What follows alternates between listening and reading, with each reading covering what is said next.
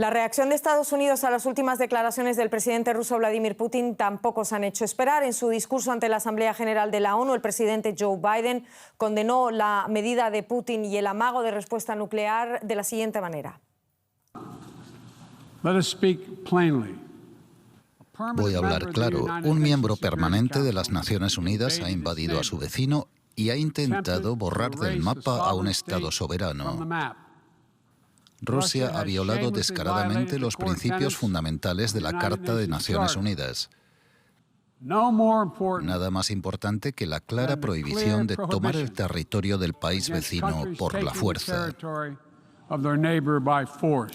Y Biden dijo más. Queremos hablarlo con nuestro compañero José Díaz Briceño en Washington. José, Biden centró gran parte de esa locución ante las Naciones Unidas a responder a las advertencias rusas. Subrayó que una guerra nuclear no puede ganarse y nunca debe lucharse. ¿Qué reacciones han tenido sus palabras en Estados Unidos?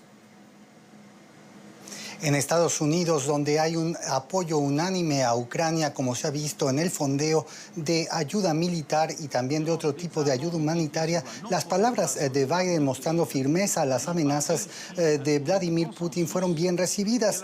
Y sin embargo, lo que se subraya aquí es el nuevo elemento introducido por el presidente Biden ante este discurso de Putin, donde asegura que el presidente ruso estaría poniendo en riesgo los compromisos de Rusia bajo el Tratado de No Proliferación de Armas Nucleares de 1968, uno de los principales instrumentos internacionales que mantienen justamente el orden internacional.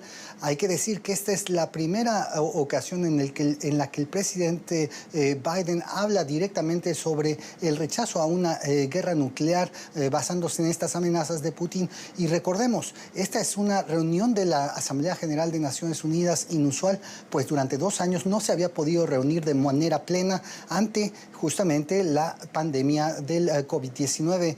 El presidente Biden seguirá hablando sobre este tema en los próximos días y así lo ha indicado la Casa Blanca. Biden, José, también se pronunció sobre China, sobre Irán, hablando a propósito de esas amenazas nucleares y además reclamó una reforma del Consejo de Seguridad de la ONU con una ampliación de sus miembros permanentes y no permanentes. Cuéntame más acerca de eso.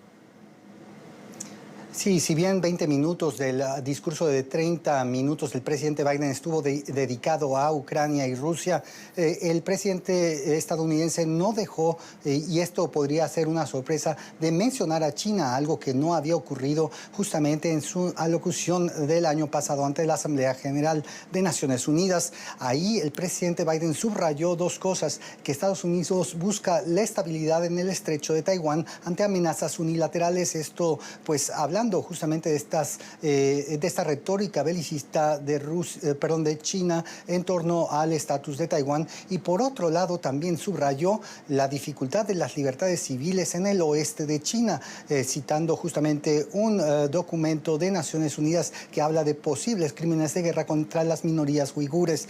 También la expansión del Consejo de Seguridad de Naciones Unidas, ha sido una de las principales propuestas del presidente Biden, buscando ampliar y limitar también el veto de las potencias que están presentes como miembros permanentes. Gracias por todo esto, José Díaz Briceño en Washington. Un saludo.